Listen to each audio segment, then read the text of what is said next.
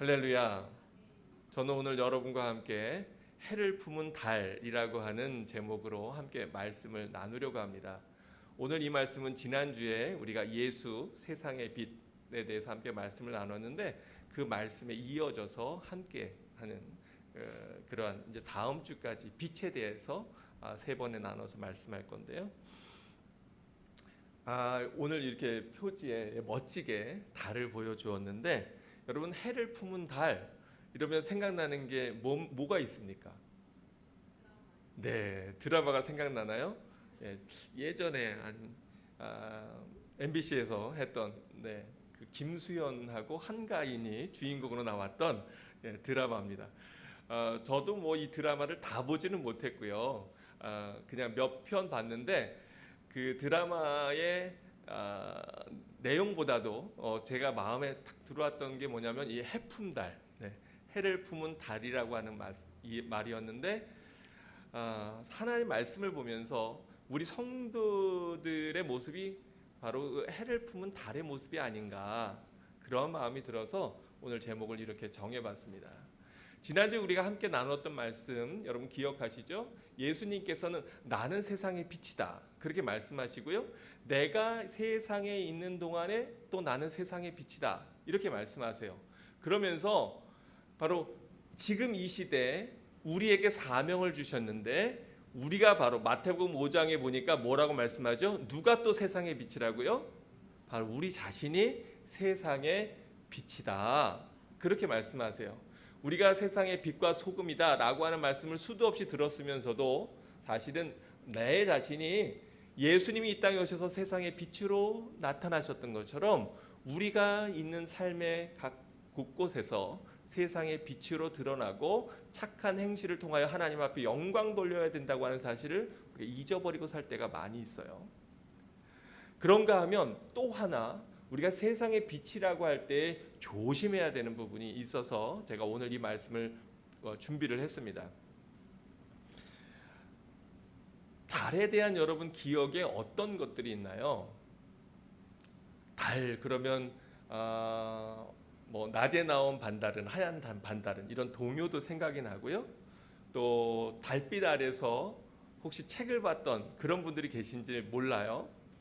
근데 사실 저는 서울에서 태어나서 도시의 서울에서만 자라서 달빛이 밝다라든가 어떤 우리 흔히 문라이트라고 하는 이 달빛에 대해서 제가 거의 인식해 보지를 못하고 자라났습니다.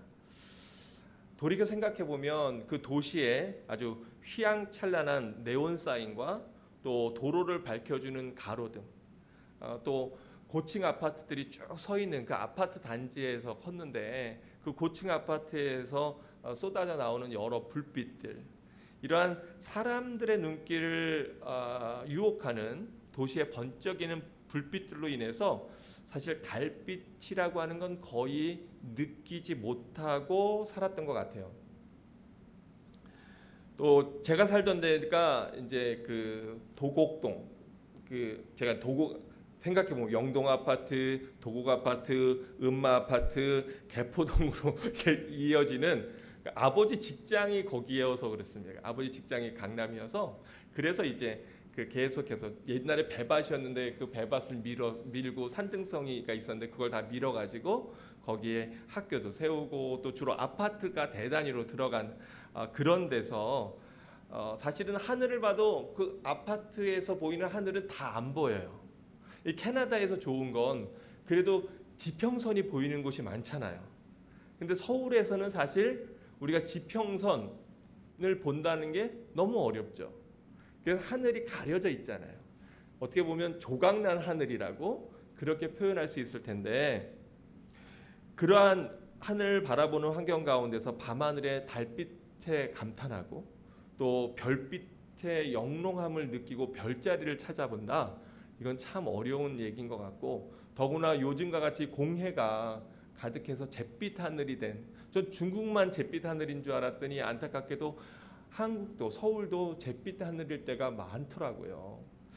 그런 걸 보면 이 달빛이라고 하는 건 사실 저하고 굉장히 거리 먼 그런 얘기였던 것 같습니다. 근데 제가 달빛을 너무나 그 아름답고 황홀하게 느낀 경험이 있어요. 그게 언제냐면 제가 선교사로 살던 시절에 제 기억으로 아마 그 동네 이름이 바크노탄이라고 하는 지역의 나라라고 하는 동네였던 것 같아요. 그런데 밤에 저희가 거기에 가야 될 일이 있었어요.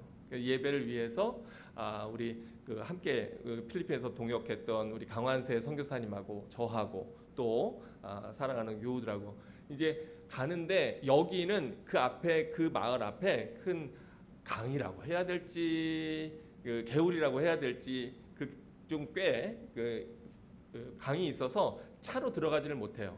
그래서 흔들다리를 아주 엉성하게 되어 있는 그 다리를 건너서 들어가야 되는 그러한 지역이었습니다. 근데 밤에 얼마나 깜깜한지 거기를 뭐 기타 메고 뭐 이렇게 하고서 흔들흔들 다리를 건너가는데 이게 얼마나 불안한지요. 제 마음이 막 불안했습니다. 그리고 깜깜해가지고 아무것도 안 보이는 거예요.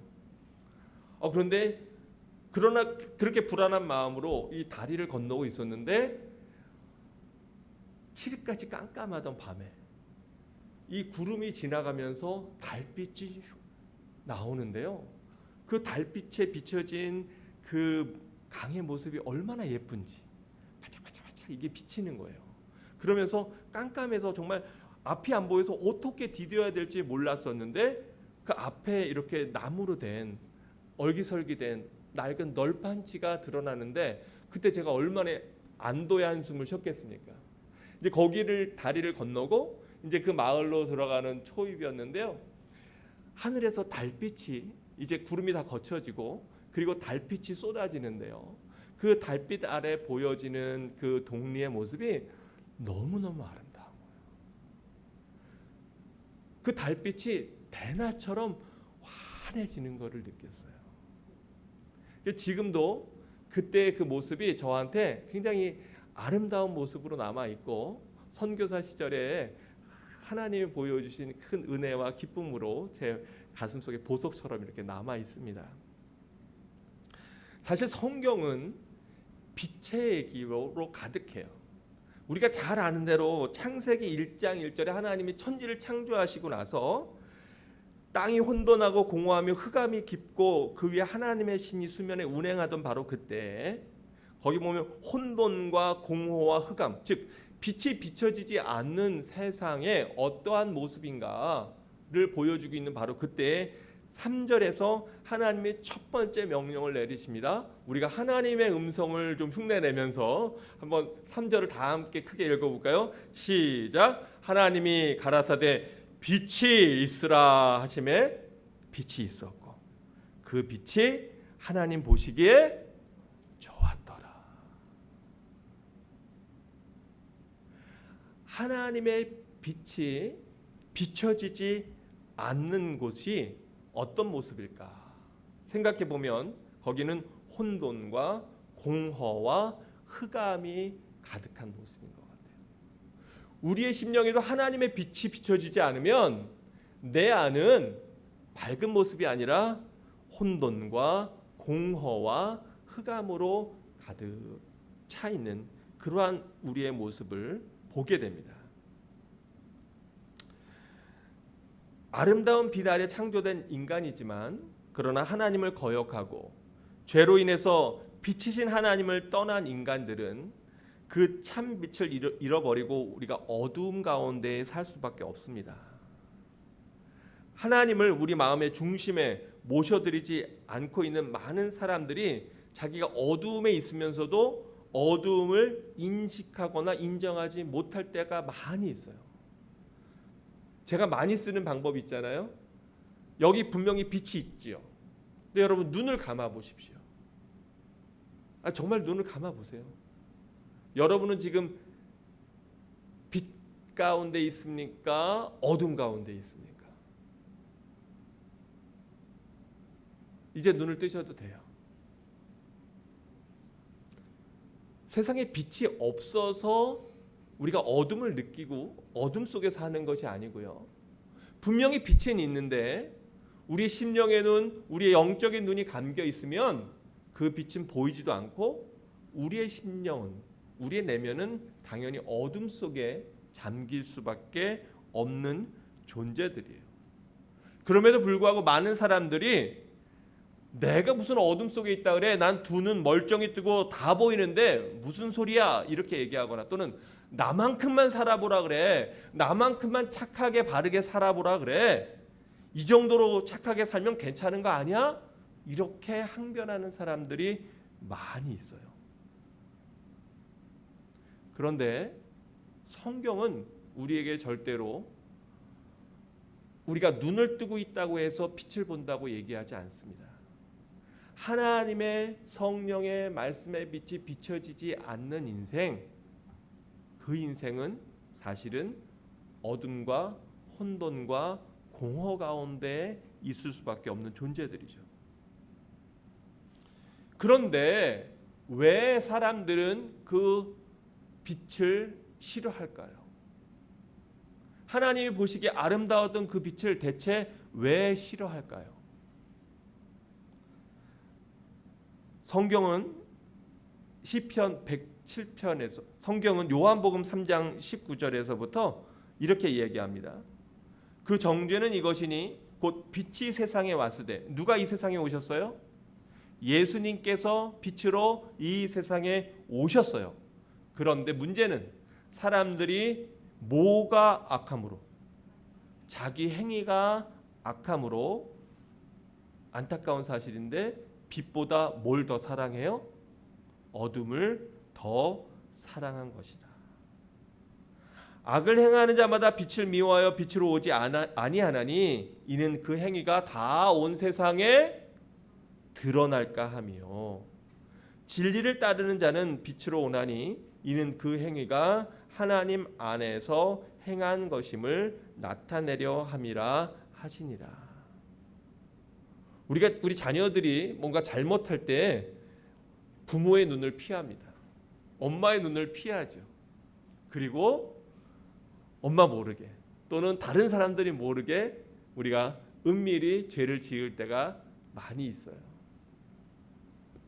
그런데 또한 성경은 사람이 왜 이렇게 어둠 속에 있는가? 시편 7편 10절과 11절에서 다음과 같이 얘기합니다. 사람이 흑암과 사망의 그늘에 앉으며 곤고와 쇠사슬에 매임은 하나님의 말씀을 거역하며 지존자의 뜻을 멸시함이라. 어거스틴은 세상의 죄, 악이라고 하는 게 뭐냐? 그것이 선의 부재, 즉 선이 영향력을 나타내지 않는 곳, 그것이 바로 그것이 죄다, 또 죄악이다 이렇게 얘기했는데요. 마찬가지로 여러분 어둠이라고 하는 것은 간단합니다. 세상에 어둠을 만들어내거나 크리에이트하는 사람이 없어요. 어둠은 뭐가 없는 상태죠? 빛이 없는 상태예요. 그리고 아까 우리가 경험한 것처럼 세상에 빛이 있어도 우리가 눈을 감아버리면, 우리가 영적인 눈을 질끈 감아버리면, 주님의 빛이 여기서 비춰도 우리가 등을 돌려버리면, 그러면 우리의 내면은 어둠 속에 잠길 수밖에 없어요. 그리고 분명히 여기에서 우리 사람이 흑암과 사망의 그늘에 앉으며 곤고와 쇠사슬의 매임의 이유가 하나님의 말씀을 거역하며 지존자의 뜻을 멸시할 때, 바로 우리가 흑암과 사망과 그늘의 어둠 가운데 있다라고 성경이 이야기하죠. 근데 너무나 놀라운 사실은 이 세상에 빛으로 오신 주님의 빛이 우리 안에 비춰지면 그러면 모든 것이 결국 드러나게 됩니다. 깜깜했던 밤에는 드러나지 않았던 것들이 아침에 해가 뜨고 나면 그러면 그 모습이, 그 실체가 드러납니다. 가끔 우리 젊은이들이 모여서 막 파티를 하기도 하고 우리가 큰 행사를 치르기도 하잖아요. 막 밤에 행사를 치르고 또는 막 집에서 흥청망청 재미있게 친구들하고 어울리고 놀고 파티를 하고 나서 막 이리저리 약에 취하고 술에 취하고 잠드는 경우들이 있어요. 그런데 밤에는 그렇게 즐겁고 좋아 보였던 그 모습이요, 아침에 해가 뜨고 나면 얼마나 그 안이 지저분하고 더러운지. 어떤 친구가 토해놓은 토사물, 어질러펴진 또 깨진 여러 가지 모습들, 망가진 내 모습, 또 냄새나는 내 모습, 이런 모습 가운데 우리가 우리 자신을 발견할 때가 얼마나 많이 있어요. 시편 139편 11절에서 12절은 우리에게 이렇게 얘기합니다. 내가 혹시 말하기를 흑암이 반드시 나를 덮고 나를 두른 빛은 밤이 되리라 할지라도, 이 말씀은, 이 시편 139편의 말씀은 뭐냐면 내가 주의 신을 떠나 어디로 피하리요, 이러한 말씀으로 시작합니다. 내가 바다 끝에 거한다 할지라도 주님께서 거기 계시는데, 나는 흑암 속에서 있을 거야. 흑암이 반드시 나를 덮고 나를 두른 빛은 그 빛이 아니라 나는 밤속에 거할 거야 라고 우리가 아무리 부르짖어도, 소리쳐도 12절 말씀해 보니까 주에게서는 흑암이 숨기지 못하며 밤이 낮과 같이 비추이나니 주에게는 흑암과 빛이 같음이니라. 우리 인간이 아무리 하나님의 그 빛을 피하여 숨고 도망한다 할지라도 자기는 알아요. 자기의 내면이 얼마나 어둠 속에 잠겨 있는지 나는 알아요. 아무리 많은 사람들이 하나님이 있기는 어딨어? 그런 건 없어. 그냥 이 인생 한 번 사는 인생 내 마음대로 신나게 실컷 즐기고 놀 거야. 아무리 소리 지르고 외쳐도. 그러나 우리 모두의 심령에는 바로 주의 성령이, 우리가 하나님의 호흡 루아흐, 하나님의 숨결이, 호흡이 우리에게 부여되어져서 우리가 영적인 존재가 된 이상 우리 내면의 깊은 마음속에는 자기가 어둠 속에 있는 어둠의 자식이라고 하는 것을 우리는 다 인식하고 아는 거예요. 그렇기 때문에 도저히 변할 것 같지 않은 저 사람도 하나님의 은혜의 빗줄기가 비춰지면 그러면 항복하고 두 손 들고 나올 수밖에 없는 겁니다. 정말로 자기 심령에, 자기 내면에 솔직한 인생이라면, 내가 아무리 깊은 어둠 속에 나를 꽁꽁꽁꽁 감추고 숨긴다고 해도, 그러나 자기 속에서 나오는 그 울림 속에 정직하게 우리가 선다면, 그러면 우리는 하나님 앞에 이 말씀과 같이 드러나지 않을 것이 없다고 하는 사실을 절감하게 됩니다. 누가복음 8장 17절에서도 예수님은 뭐라고 말씀합니까?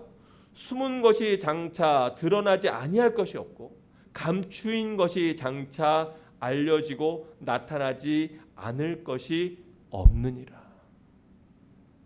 성경의 말씀이 정말 진리인 것은요, 성경에 나오는 우리가 생각하는 위대한 인물들이 전혀 위대하지 않은 이야기들을 그 속에 담고 있다고 하는 거예요. 믿음의 조상인 아브라함은 우리가 잘 아는 대로 자기 아내를 2번이나 거짓으로 자기의 목숨을 구하기 위해서 누이라고 그렇게 속이는가 하면, 당대의 의인이었던 노아는 또는 술에 취해서 벌거벗은 채로 부끄러움을 당하기도 하고요. 그렇게 많은 시편의 노래로 하나님을 찬양했던 다윗은 너무나 우리가 잘 아는 대로 끔찍한 살인을 범하기도 합니다.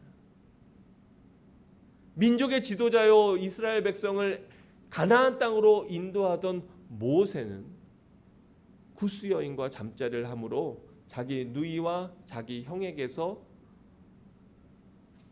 말을 듣기도 하고요.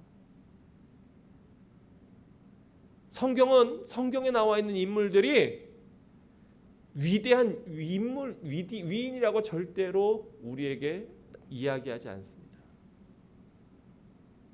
우리와 똑같은 존재고, 또 그들의 죄도 성경은 고스란히 우리에게 고발하고 있어요. 그런데 그렇기 때문에 저는 이 말씀이 정말 진리의 하나님의 말씀이라고 생각하고요. 바로 그렇기 때문에, 바로 내가 생각할 땐 너무나 초라한 내 모습이지만 그럼에도 불구하고 나를 세상의 빛으로 부르시는 하나님의 은혜를 우리가 또한 경험하고 느낄 수가 있다고 하는 거예요.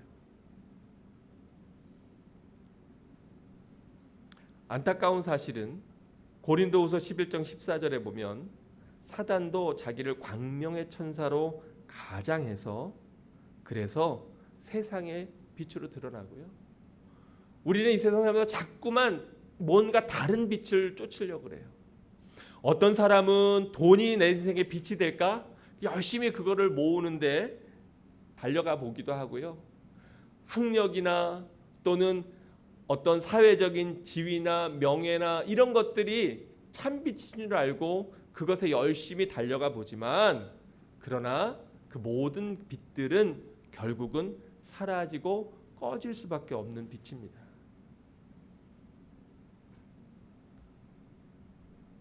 이 세상에 오직 참빛은 누구밖에 없다고요? 우리 예수 그리스도밖에 없으십니다. 그래서 우리가 지난주에 본 대로 요한복음 8장 12절에 보면 예수께서 또 일러 가라사대 나는 세상의 빛이니 나를 따르는 자는 어두움에 다니지 아니하고 생명의 빛을 얻으리라. 북부 유럽에 가면 사람들이 햇빛만 나오면 선탠을 하러 밖으로 나오잖아요. 왜요? 비타민 D가 우리 몸에 꼭 필요하기 때문입니다.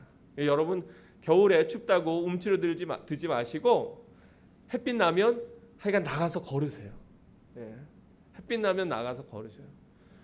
요즘 너무 감사한 건 어저께도 햇빛이 나와서 아내랑 걷는데 저보다 더 잘 걷는 거야. 할렐루야. 왜 그러냐? 차이가 딱 하나인데 뭐냐면 저 사람은 매일 걷고 저는 가끔 걷는 거예요. 벌써 그게 체력의 차이가 나더라고요. 빛이 비춰지면 하나님 주신 빛이 비춰지면 여러분 열심히 밖에 나가서 햇빛 받으시고 비타민 D를 흠뻑 받으시고 하나님의 은혜도 가득 채우시기를 바랍니다. 그러면서 요한복음 9장 4절에 때가 아직 낮음에 나를 보내신 이의 일을 우리가 하여야 하리라. 그러면서 언제가 온대요? 밤이 오리니 그때는 아무도 일할 수 없느니라.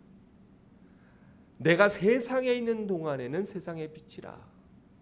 그런데 요한복음 12장에서도 예수님이 이렇게 말씀하십니다.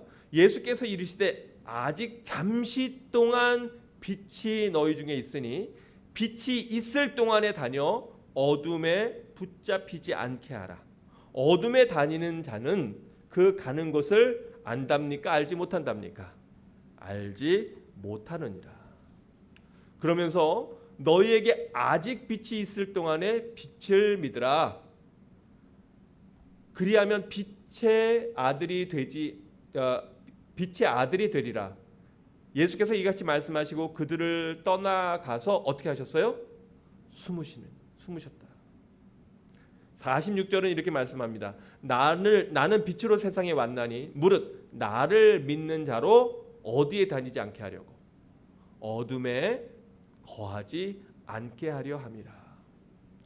그런데 요한복음 8장의 말씀도 그렇고 요한복음 12장의 말씀도 그렇고 이 말씀 가운데 우리가 눈여겨봐야 될 게 뭐냐면 예수님의 이 빛이 계속해서 있는 것이 아니라는 거예요. 곧 어둠의 때가 온다고 하는 말씀이에요. 물론 이 말씀은 그 당시의 상황으로 한정해 보면 예수님께서 공생의 활동을 하시고 사람들에게 복음을 전파하는 바로 그때에 예수님을 믿고 받아들여야 한다. 이제 예수님께서 이 땅을 떠나실 그때 또 십자가에서 죽임을 당하실 그때가 온다라고 하는 말씀도 되고요.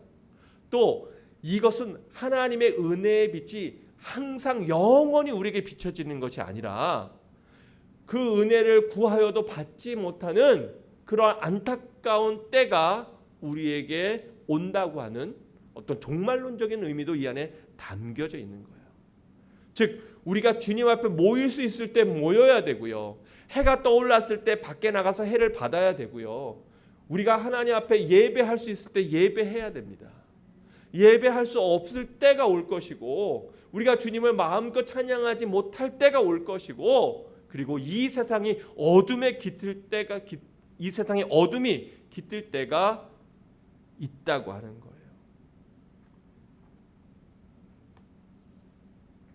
오늘 제가 시편 84편 11절을 본문 말씀으로 택했는데 이 시편 84편 말씀은 너무나 은혜로운 말씀이죠. 전체 말씀이 다 그렇습니다만 11절에 보면 이렇게 얘기하고 있어요. 여호와 하나님은 해요 방패시라. 우리 여호와 하나님이 누구시라고요? 해. 네.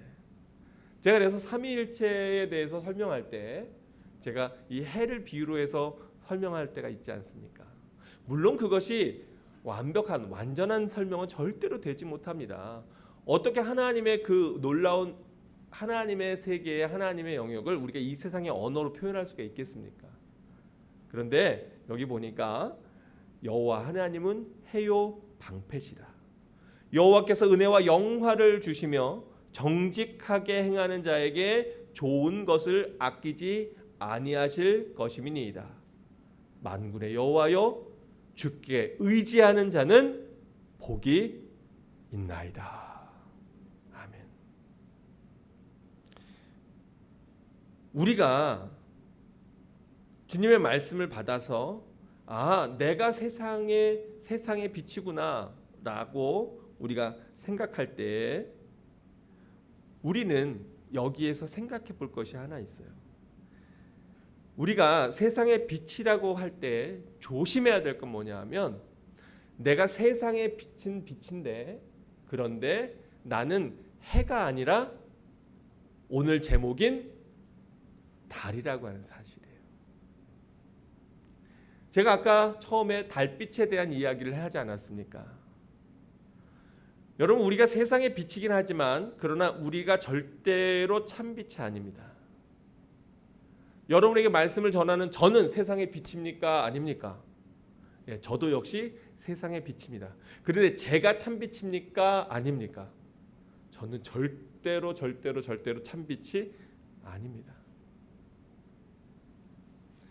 제가 달 이야기를 왜 했냐면 여러분, 하늘에 제가 그 선교지에서 봤던 그 아름다운 그 환한 빛의 달, 그 달빛, 정말 여러분 달빛이 환하면요 글도 성경도 보여요. 왜냐하면 거기에선 그 전기가 안 들어오는 지역도 있거든요. 전기가 안 들어오면 조그만 그런 불을 켜는데 그것 때문에 거기서 나오면 코가 시커매져요, 코밑이.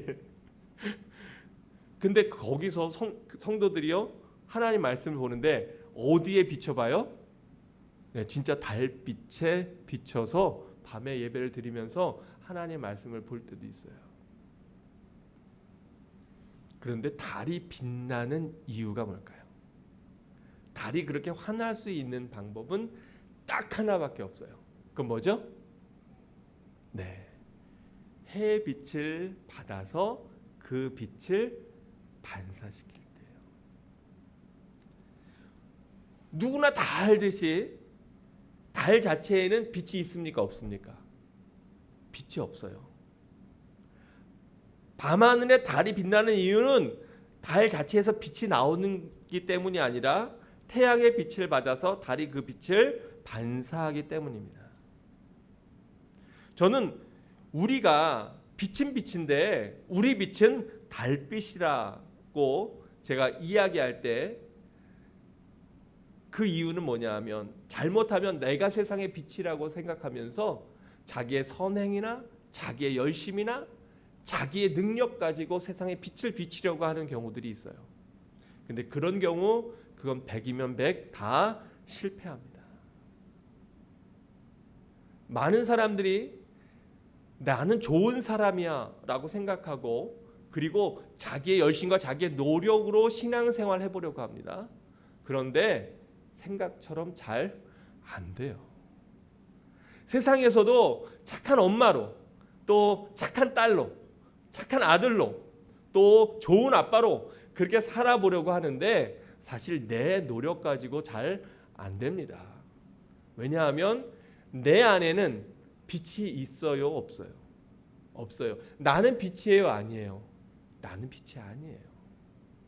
내가 빛을 비출 수 있는 유일한 방법 딱 하나는 우리가 뭘 받아 반사시키는 거죠? 하나님의 빛을 받아서 그 빛으로 반사시킬 때만 우리는 빛으로 나타나는 거예요.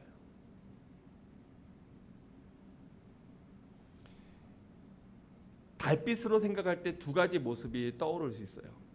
하나는 뭐냐면 자기 열심 가지고 그 빛을 더 내려고 표면을 열심히 가꾸고 매끈하게 만드는 모습입니다.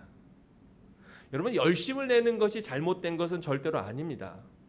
그러나 그것만 가지고는 빛을 발할 수가 없습니다. 아무리 우리 자신을 가꾸고 우리가 선한 사람인 척 살아간다고 해도 햇빛을 받지 못하면 달이 그냥 어둠 속에 잠길 수밖에 없듯이, 우리 모두는 예수 그리스도의 구원의 빛이 우리 삶 가운데 비춰지지 않는다면 우리의 성품이나 성격이나 우리의 지위나 우리의 학식이나 세상의 그 어떤 것 가지고도 하나님의 영광을 드러낼 수가 없어요. 하나님의 영광이 우리 위에 임하시지 않으면 우리는 그저 깜깜하고 아무것도 분별할 수 없는 존재로 남을 수밖에 없다고 하는 사실입니다. 여러분, 한번 상상해 보세요. 달 표면이 어떻습니까? 달 표면이 매끈하고 멋진가요? 아니죠. 달 표면이 울퉁불퉁하잖아요. 그래서 여러분, 그거를 누군가 막 열심히 더 잘 비춰보려고 열심히 그 표면을 갈고 닦는다고 생각해 보세요. 현대 많은 사람들은 자기를 가꾸려고 굉장히 많이 애를 쓰지 않습니까? 또 요즘에 보니까 K-뷰티라고 하는 게 많이 떠 있다 그래요. 전 잘 모르지만 뭐 K-팝, K-드라마, K-뷰티, 그래서 한국 화장품들이 막 팔리고 한국의 그 유튜버들이 뭐 화장하고 이러는 것이 많이 알려지고 이런다 그러는데, 외적인 것을 가꾸는 것도 우리가 필요합니다. 적당한 선에서. 적당한 선에서. 그런데 아무리 우리가 외적인 것을 아름답게 가꾼다 그래도 우리는 절대로 빛이 아니기 때문에 하나님의 빛이 비춰지지 않으면 빛된 삶을 살 수 있을까요? 없을까요? 못 살아요. 살 수가 없어요. 그런가 하면 우리가 달이라고 생각했을 때 또 하나 떠오르는 모습은 뭐냐 하면 자기의 흉한 모습으로 인해서 슬픔과 우울감과 절망에 시달리는 그러한 달의 모습입니다. 달의 표면을 여러분 보시면 어때요? 울퉁불퉁 참 못생겼습니다. 우리의 모습이 이와 같이 형편없게 느껴질 때도 얼마나 많이 있습니까? 다른 사람들은 다 나보다 잘난 것 같고 돈도 잘 버는 것 같고 건강한 것 같고 똑똑하고 뛰어난데 나는 왜 이렇게 부족한 것도 많고 한없이 초라한가? 우리가 이렇게 느껴질 때 있지 않습니까? 그런데 이렇게 울퉁불퉁 못생긴 달에게도 강한 태양의 밝은 빛이 비춰지면 온 동네를 환하게 하는 아름다운 달빛이 되어서 길을 잃은 나그네에게 그 갈 길을 비춰주는 길잡이의 역할을 할 수 있고, 또 등불의 역할을 우리가 세상에서 할 수 있다고 하는 사실을 여러분 기억하시기 바랍니다. 어두운 우리 인생에 해가 뜨고 또 그리스도의 참 빛이 비춰지면 우리는 비로소 빛으로 살아갈 수가 있습니다. 하나님의 영광이 우리 위에 임하면 우리도 우리 자신의 능력이나 환경과 상관없이 세상에 빛을 비추는 존재가 될 것입니다. 그저 우리가 할 일은 뭐예요? 하나님의 은혜의 빗줄기 앞에 있는 모습 그대로 우리 자신을 온전히 하나님 앞에 내어놓는 것입니다. 달이 아까 그 그림 보여주면 달이 지구에 가려서 빛이 조금만 비춰질 때 우리는 그걸 초승달이라고 그럽니다. 그런데 점점 때가 차서 그래서 그 달이 지구의 그림자에서 완전히 벗어나 가지고 그 밝은 태양 앞에 자기를 온전히 드러낼 때 그때 우리에게 보여지는 것은 뭐예요? 네, 멋지고 아름다운 보름달입니다. 내가 하나님 앞에 나를 요만큼만 내어놓으면 난 요것만 비출 수 있는 거예요. 내가 하나님 앞에 이만큼 나를 내어놓으면 난 요만큼 비출 수 있는 거고, 내가 하나님 앞에, 나는 비록 부끄럽지만, 나는 연약하지만, 그러나 내가 하나님 앞에 나를 온전히 내어드리고 나를 다 주님의 그 영광의 빛 아래에 노출시킨다면, 그러면 나는 내 온몸으로 빛을 발할 수 있을 것입니다. 그러니까 우리가 우리 자신을 가꾸고 우리의 표면을 반들반들하게 여기에 물광 무슨 광 해갖고 애쓰는 그런 거 말고, 우리가 하나님의 은혜의 빗줄기 앞에 우리 자신을 온전히 드러낼 때 우리의 모습이 어때서가 아니라 하나님의 그 태양의 강력한 빛이 비춰짐으로 말미암아 울퉁불퉁한 우리의 모습이 다 감춰지고 환한 그러한 보름달 같이 비춰지는 것입니다. 오늘 제목이 뭐예요? 해를 품은 달. 제가 꿈꾸는 그리스도인으로서의 저의 모습이 있다면 저는 해를 품은 달이다, 이렇게 생각합니다. 목사로 고등학교 졸업하고 신학교에 가서, 그래서 지금까지 제가 29살에 목사 안수 받았거든요.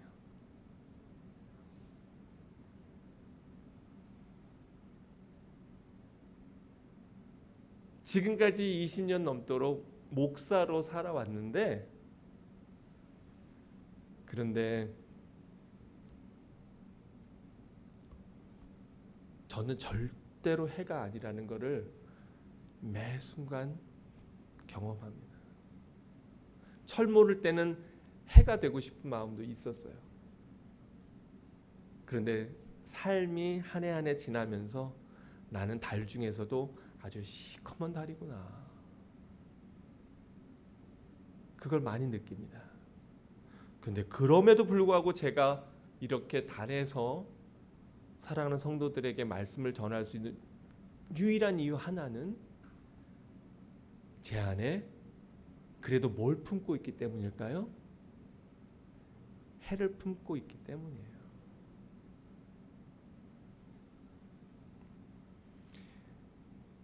해를 품은 달이라고 하는 그 드라마, 제가 잘은 다 보진 못했어요. 몇 편 앞에 봤던 것 같아요. 그런데 왕이 나오잖아요.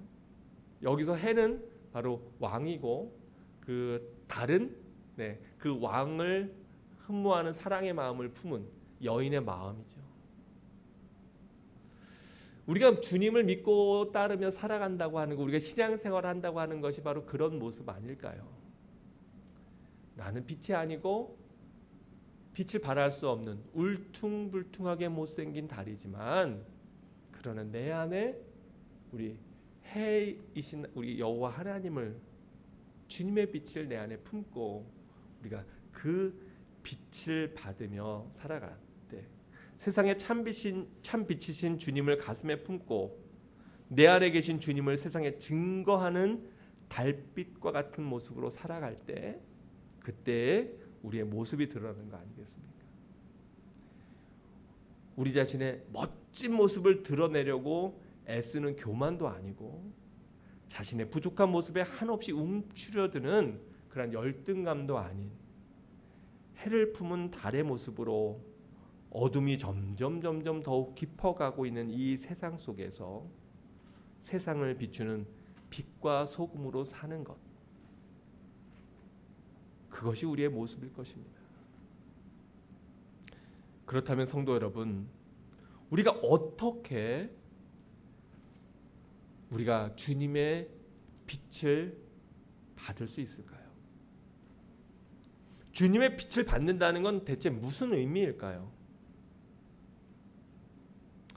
시편 119편 105절에 보면 뭐라고 말씀합니까? 주의 말씀은 내 발의 등이요 내 길의 빛입니다. 여러분, 오늘 예배의 자리에 나오셨어요. 지금 이 예배의 자리에서 지금 여러분 뭐 받고 계신 거예요? 주님의 말씀을 받고 계신데, 그 주님의 말씀이 바로 내 발의 등이요 내 길의 빛이시다 말씀하고 있지 않습니까? 또 아까 우리가 봤던 말씀과 같이 사람이 흑암과 사망과 그늘에 앉아서 공고와 쇠사슬에 매이는 이유가 뭐라고 107편 11절에서 말씀하죠?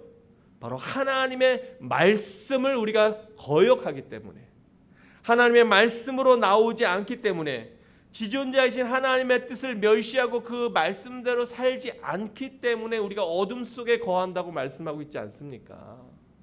즉 우리가 우리 자신을 하나님 앞에 노출시킨다고 하는 것이 뭐예요? 하나님의 말씀을 듣는 거예요. 그리고 그 말씀을 내 삶 속에 적용하고 그 말씀으로 실천하며 살아가는 거예요. 그러기에 여러분 이 자리가 소중한 거고, 그래서 여러분 오늘 눈길을 뚫고 여러분이 이 자리에 나온 줄로 믿습니다.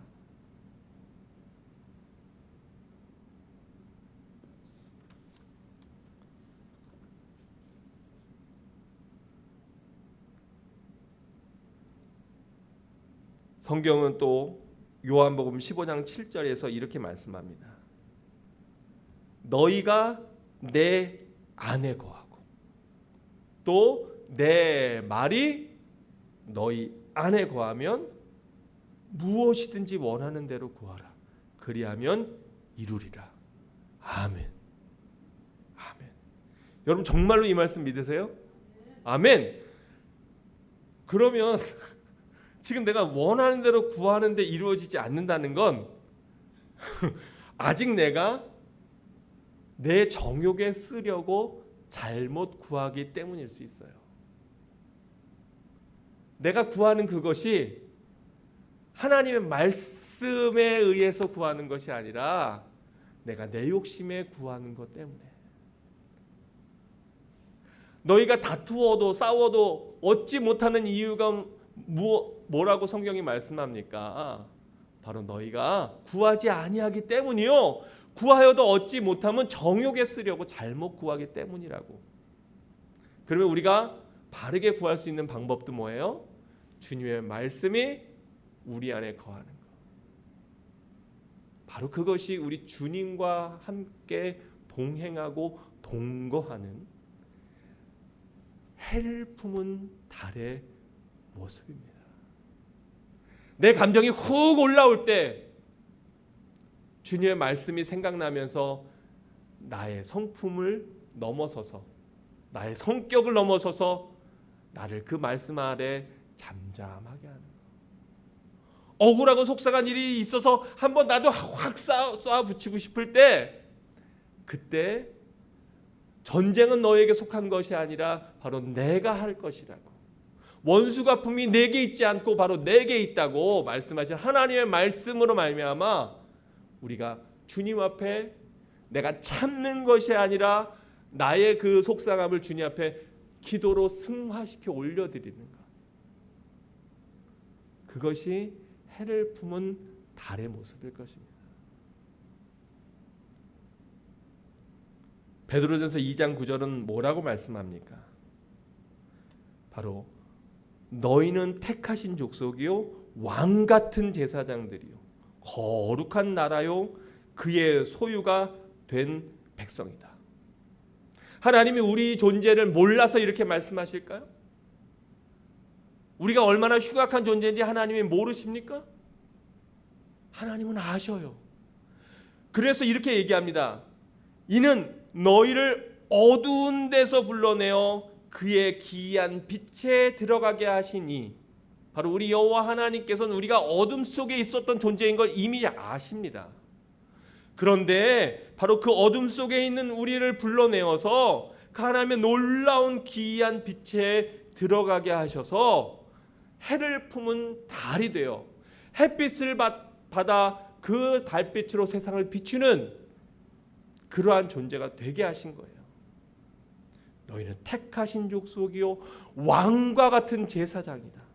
너희는 나의 거룩한 나라요 바로 나의 소유된 내 백성이다 라고 우리를 불러주시면서, 우리를 이렇게 부르시는 이유가 그 하나님의 놀랍고 아름다운 덕을 세상에 뭐하기 위해서요? 선포하기 위해서.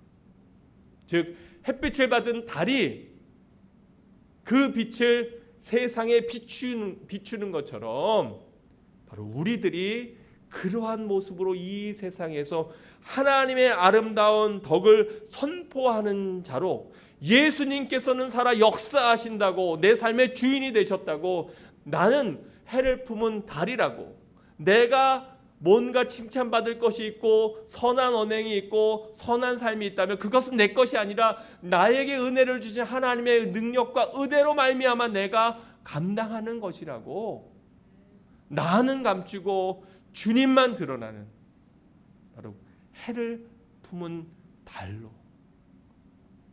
살아가는 여러분 모두가 되시기를 주님의 이름으로 축원합니다. 기도하겠습니다.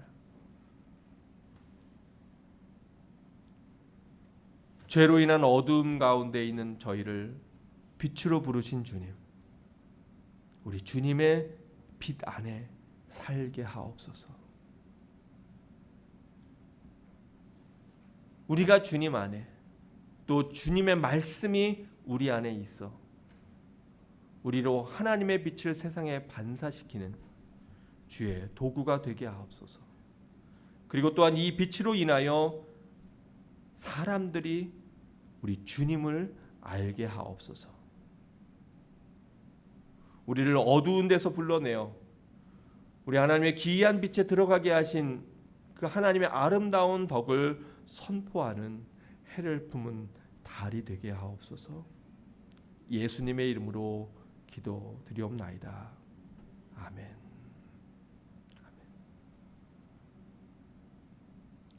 우리 시간에 함께 기도하면서 또 결단하는 시간 갖도록 하겠습니다. 77장 함께 찬양합니다.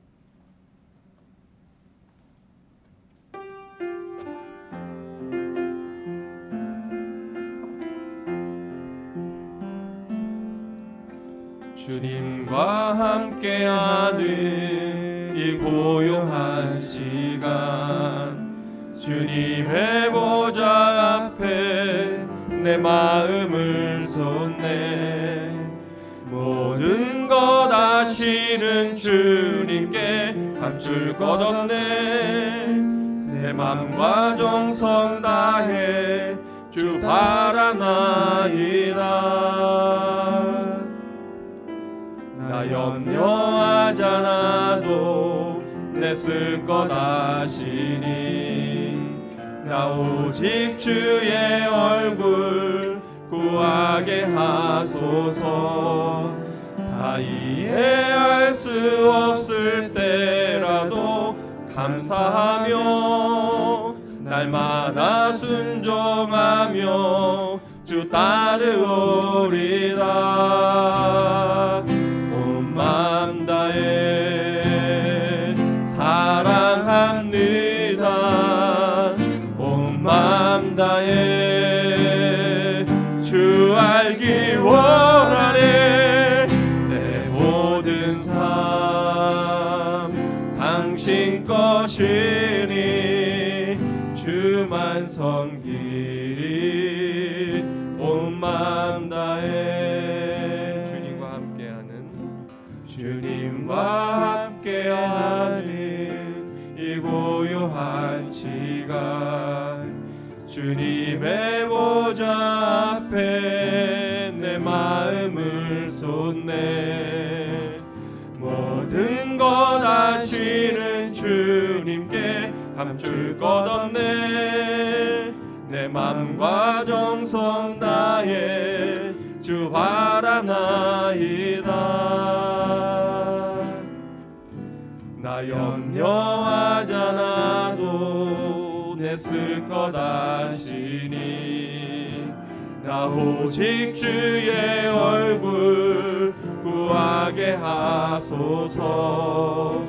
다 이해할 수 없을 때라도 감사하며 날마다 순종하며 주 따르오리라. 온 마음 다해 사랑합니다. 온 마음 다해 주 알기 원